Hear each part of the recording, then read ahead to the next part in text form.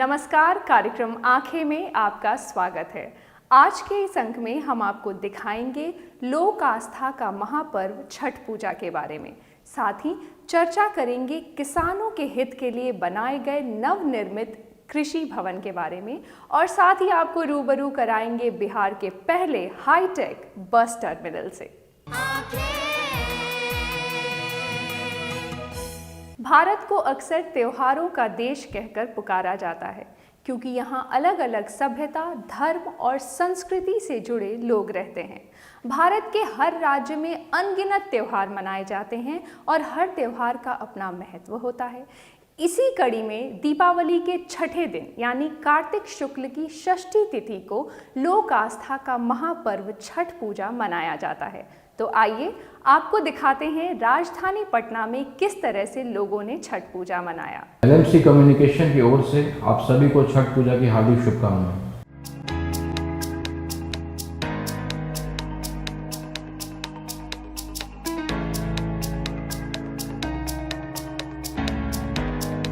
भारत के हर राज्य में अनगिनत त्योहार मनाए जाते हैं और हर त्योहार का अपना महत्व होता है।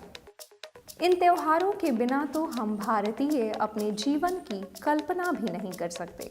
त्योहारों से हमारे जीवन में परिवर्तन, उमंग, उल्लास और खुशी का संचार होता है। हर त्योहार अपने आदर्श की छाप हमारे जीवन में छोड़ता है, जिससे मानव जीवन की समृद्धि होती है। ये त्योहार भारतीय संस्कृति का दर्पण है। कुछ कथाओं के अनुसार छठ पूजा की शुरुआत महाभारत काल में हुई थी। अपने प्रियजनों की लंबी उम्र के लिए द्रौपदी ने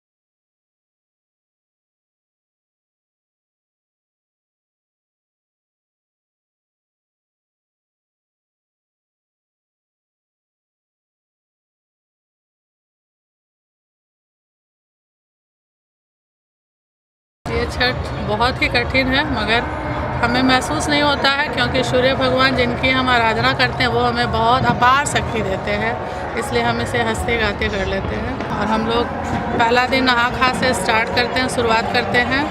नहा खा को कद्दू भात चावल बनता है और प्रसाद सब कोई खाते हैं मिलकर। दूसरे दिन खरना पूजा होती है।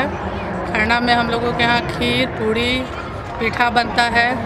शाम में सूर्य भगवान को अर्घ देके घर में ही और उनकी पूजा करते हैं। फिर तीसरे दिन शाम का अर्घ पड़ता है सूर्य भगवान की।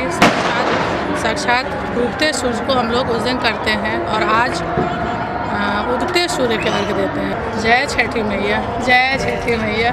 छठ पूजा ये पूर्वांचल प्रदेश, बिहार और उत्तर प्रदेश में मुख्य रूप से मनाया जाता है और ये महापर्व है। ये इस पर्व में हम लोग कार्तिक मास के षष्ठी तिथि को यह पर्व मनाया जाता है। यह कृषि आधारित पर्व है और पर्यावरण से संबंधित पर्व है। इसमें लोग बढ़ती 4 दिनों का आराधना करते हैं। महापर्व है, हिंदू का सबसे बड़ा पर्व है, इसलिए इसमें तो सूर्य भगवान की पूजा होती है, जिनके चलते सारा विश्व सुभाषित होता है, हो रहा है। इसीलिए इस साल छठ पूजा को लोगों को मनाने के लिए निर्देश दिया गया था कि सब लोग अपने अपने घर में ही छठ मनावें। कोरोना काल है, कोरोना के संक्रमण से बचने के लिए भीड़ भाड़ वाली जगह में नहीं जाना था, इसलिए सब लोग छठ घर में मना रहे हैं और इससे बहुत अच्छा है।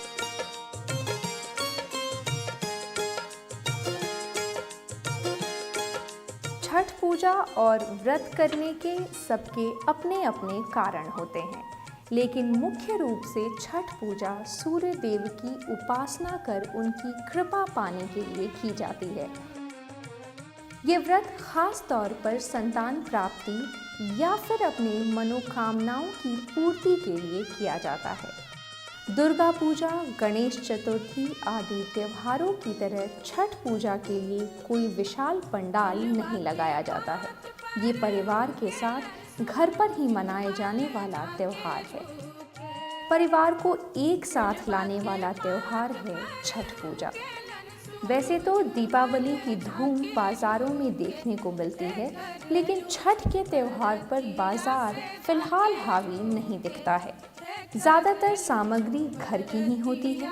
मुख्य प्रसाद ठेकुआ, जिसके बिना छठ पूजा अधूरा माना जाता है, और खरना पर बनाई जाने वाली खीर, जो कि घर में ही बनाई जाती है।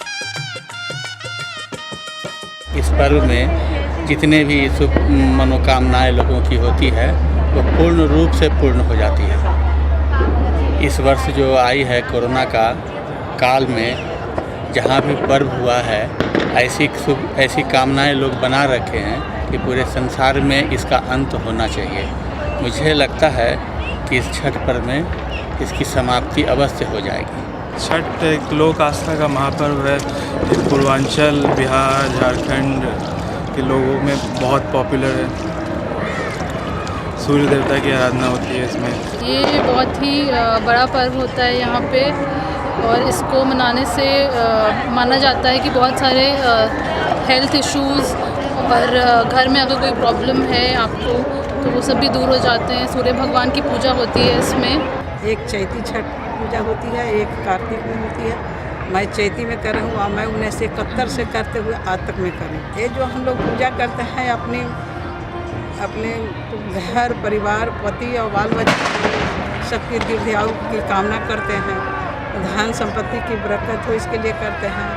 सभी लोग खुशहाल रहे उसके लिए करते हैं।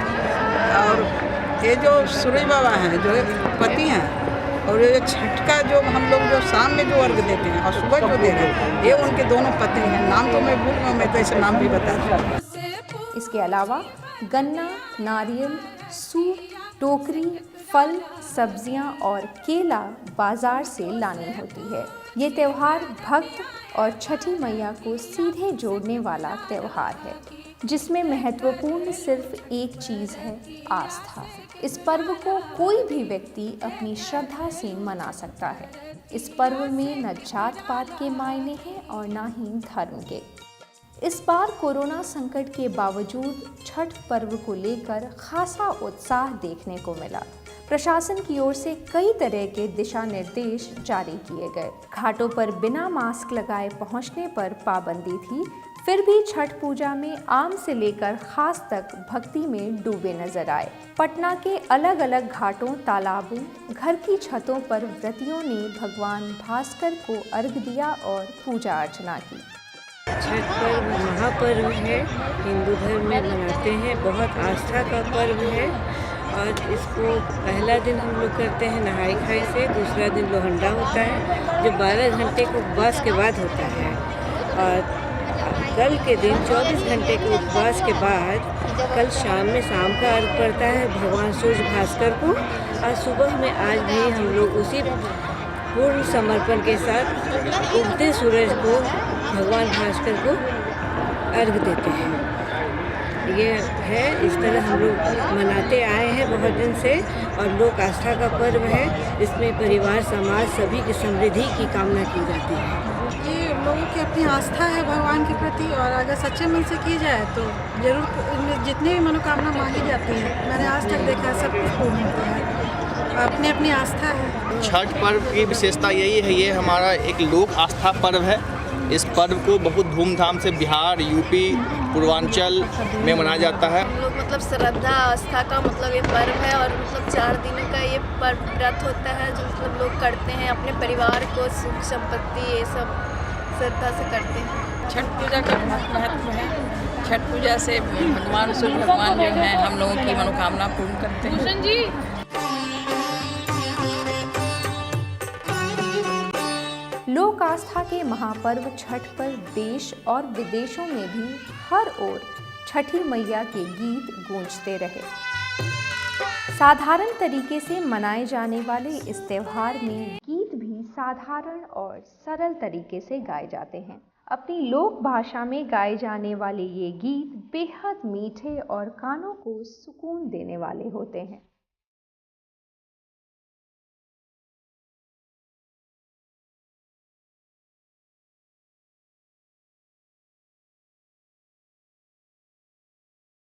जिसने भी छठ मैया को अपनाया वो उनके प्रेम और आस्था से खुद को अलग नहीं कर पाया। लोग हर साल इस त्योहार को मनाते हैं, चाहे स्थिति कैसी भी क्यों ना हो।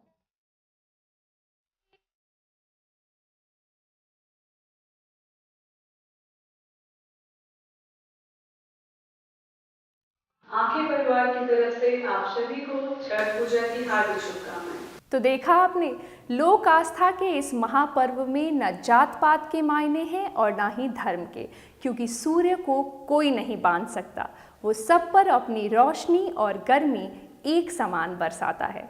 फिलहाल वक्त हो चला है एक ब्रेक का। ब्रेक के बाद आपको बताएंगे किसानों के हित में बनाए गए नए कृषि भवन के बारे में।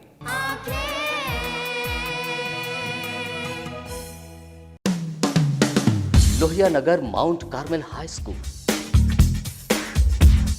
एक ऐसा स्कूल जहां उपलब्ध है हाईटेक क्लास की facility, upgraded library, smart class facility, lab and computer class की फैसिलिटी के साथ हॉर्स राइडिंग की भी सुविधा।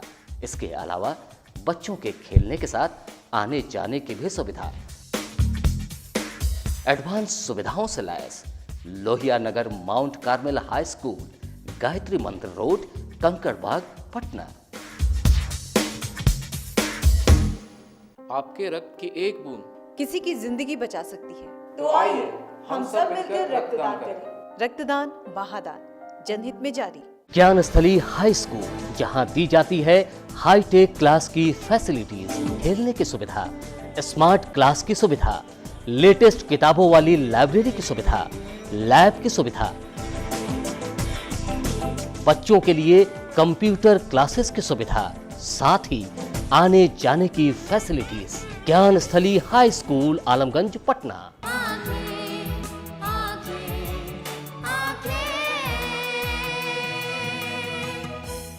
ब्रेक के बाद फिर से आपका स्वागत है।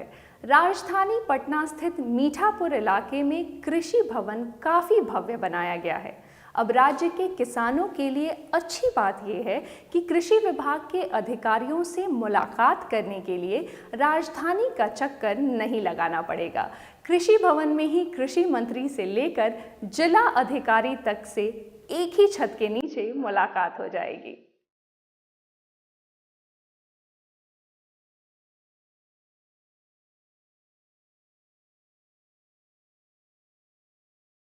राज्य के किसानों के लिए एक अच्छी खबर है कि कृषि विभाग के अधिकारियों से मुलाकात करने के लिए राजधानी का चक्कर नहीं लगाना पड़ेगा।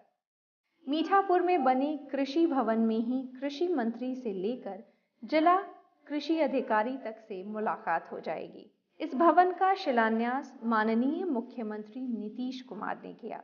कृषि भवन को काफी भव्य बनाया गया है। यह अपने तरह का राजधानी का अनोखा भवन है।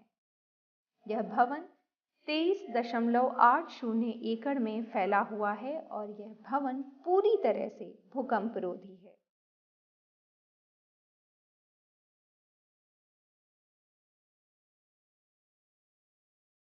भवन में जल संरक्षण की समुचित व्यवस्था की गई है।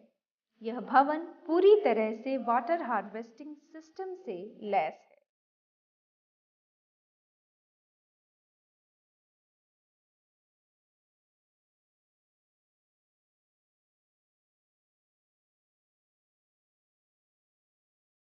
यहाँ पर एक तालाब भी बनाया गया है और एक प्रशिक्षण केंद्र भी बनाया गया है। इस भवन में बिहार राज्य बीज निगम का कार्यालय भी होगा। यहाँ कृषि निदेशालय, उद्यान निदेशालय, भूमि संरक्षण निदेशालय, पौधा संरक्षण सहित कई कार्यालय एक ही परिसर में काम करेंगे। भवनों की डिजाइन ग्रीन बिल्डिंग कॉन्सेप्ट पर आधारित है। परिसर में दूषित जल को शुद्ध करने से लेकर सीवेज ट्रीटमेंट प्लांट भी लगाया गया है।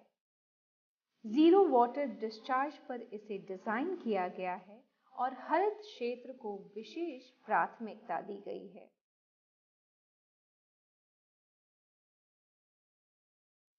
सचमुच में किसानों के हित में बनाया गया यह कृषि भवन गरीब किसान के लिए वरदान के समान है।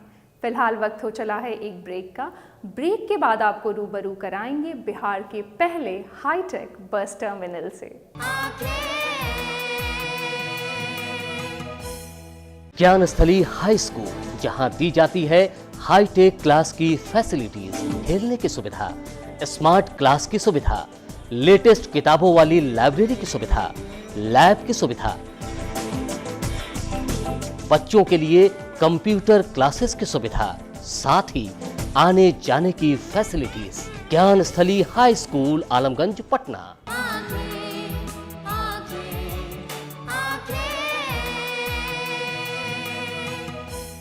दिल्ली, मुंबई और कोलकाता की तरह अब पटना में भी अंतर्राज्यीय बस टर्मिनल बनकर तैयार है।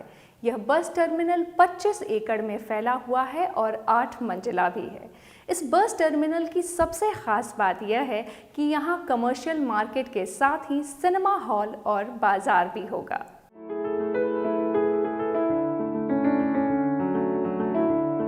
दिल्ली, बम्बई और कोलकाता की तरह राजधानी पटना में भी अंतर्राज्यीय बस अड्डा बनकर तैयार हो गया है। माना जा रहा है कि कुछ ही दिनों में यहाँ से परिचालन शुरू हो जाएगा। ये बस अड्डा 0 माइल से आधा किलोमीटर दूर पटना गया रोड, बैरिया में है। ये बस अड्डा बिहार का पहला हाईटेक अंतर्राज्यीय बस अड्डा होगा।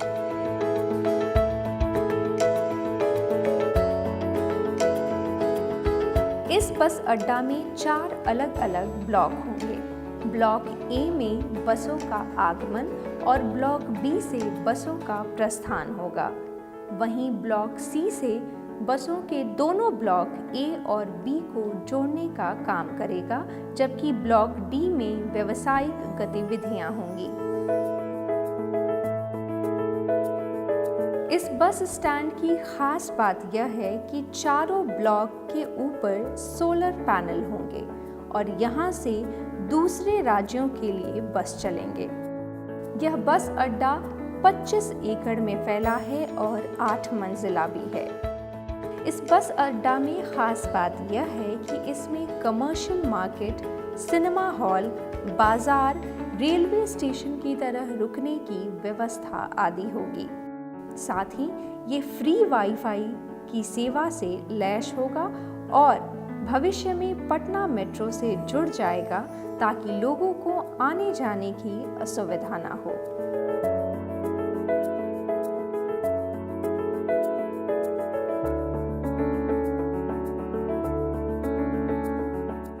तो देखा आपने, फ्री वाईफाई सेवा से लैस यह हाईटेक बस टर्मिनल भविष्य में पटना मेट्रो से भी जुड़ जाएगा ताकि लोगों को आने जाने की असुविधा ना हो। आज का कार्यक्रम आपको कैसा लगा हमें ज़रूर बताएं। हमारा ईमेल आईडी है lmcankhey2017@gmail.com। आज के लिए बस इतना ही। मिलेंगे अगले अंक में कुछ नए मुद्दों के साथ। तब तक के लिए हमें दीजिए इजाज़त। नमस्कार।